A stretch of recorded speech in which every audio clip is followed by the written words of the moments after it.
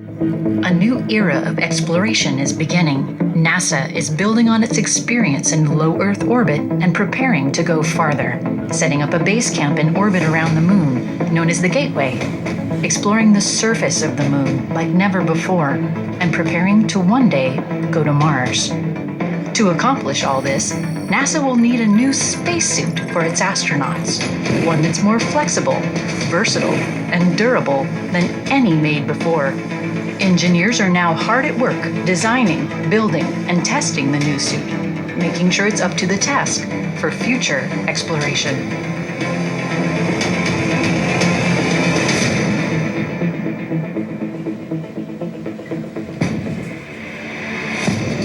Some of the greatest moments in exploration have taken place with a human in a spacesuit. Whether it was a first journey outside the spacecraft or traversing mountainous moonscapes, the spacesuit made it possible. The act of sending a suited human outside the spacecraft is called EVA. What is an EVA? EVA is an acronym that stands for extravehicular activity, which is what most people know as a spacewalk. It's whenever we take astronauts and we let them go outside to do useful work in the vacuum of space. The spacesuits currently in use for NASA EVAs were designed in the 1970s for space shuttle missions. They have been upgraded over the years for work on the International Space Station and have served NASA well. In the past 20 years, there are a handful of types of spacewalks that we've done. We've done planned spacewalks for maintenance. As hardware breaks, we can do contingency spacewalks. As technology improves, we can upgrade hardware. Or like with the Hubble Space Telescope, we're actually repairing very sensitive scientific experiments in order to enable science. Those EVAs took place in microgravity, where astronauts float and need to use their hands to move from place to place. But moonwalkers, working in 1/6 Earth's gravity, will need spacesuits that let them use their hands and feet, walking to destinations and bending and reaching as they explore. For this new type of work, NASA has been testing prototype planetary suits, culminating in a new suit design, the XEMU. The XEMU is Exploration Extravehicular Activity Mobility Unit. So it's an exploration spacesuit. So it's a spacesuit that you're going to use as we move forward on Gateway missions and on the lunar missions with Artemis. And then we're using all that to test the suits you would want to use to go to Mars in. So eventually you're going to have to be very independent and very confident in your hardware when you go and do a mission that far away from Earth. One of the most obvious changes in the new spacesuit is the way astronauts get in and out of it. Donning the current suit is a multi-step process of wriggling into the upper torso and then getting help attaching a pair of space pants. The new generation spacesuit features a hatchback, where astronauts simply slide in and out of the one-piece body of the suit. Another big feature of the suit is the way the astronauts are able to move while wearing it. Apollo astronauts learned they had to hop to get around on the Moon. The suit design sometimes made it difficult for the astronauts to work. Up. Okay. We see that one went all the way in. Not quite.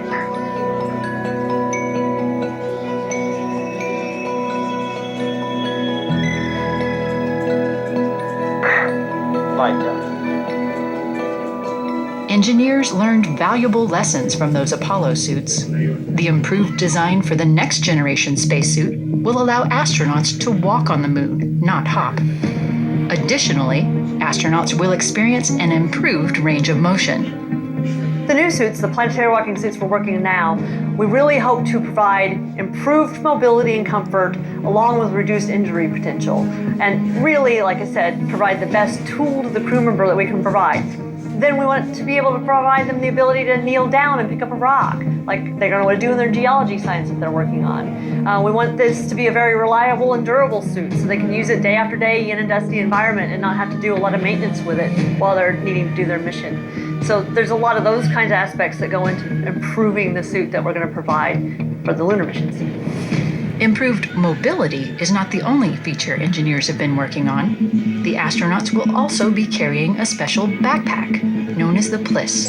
So the PLIS is the portable life support system. It's the backpack on the spacesuit, and it has all of the interesting parts to keep the crew member alive while they're on their spacewalk. So it has oxygen stored as pressurized gas for breathing, pressure regulators that regulate the oxygen pressure inside the spacesuit, and then a ventilation loop and a water loop that we call the thermal loop that provide trace contaminant and carbon dioxide removal from the breathing environment, and also cooling for the crew member and the suit onboard avionics and electronic systems.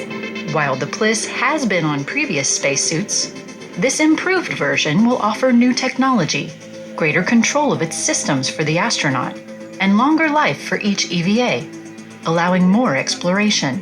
The PLIS labs are awesome, super fun places, and we physically assemble the parts to build the life support system, and then we test it. It's our opportunity to find things and fix things before we get it on orbit. We love what we do. We really want to see this system fly and be useful and help a person explore the moon in a more capable manner than they were able to do during Apollo. So it's a great job. So I want you to perform some isolated joint movement to understand how the suit moves and then be out. Testing for the new spacesuit continues underwater in the Neutral Buoyancy Lab. Here, the weightless environment of space can be simulated to put the suit through its paces. So being able to test the suit in the pool and microgravity environments allows us to iterate on our design and make it better and get feedback from astronauts and from other instructors and trainers. Could you reach all the way across and do the cross switches with your opposite arm? Oh yeah, it's really easy to get all the switches with my opposite arm. I would rate this as excellent. Come on. I know, I guess it's gonna get lower and flatter. Yeah. Hold on. Oh my You God. did it! Very good. So if this could happen in real life, this is a spectacular translation. Rex and I are very lucky. It is like a brand new spacecraft. Even has the new smell and everything. It does. New car smell.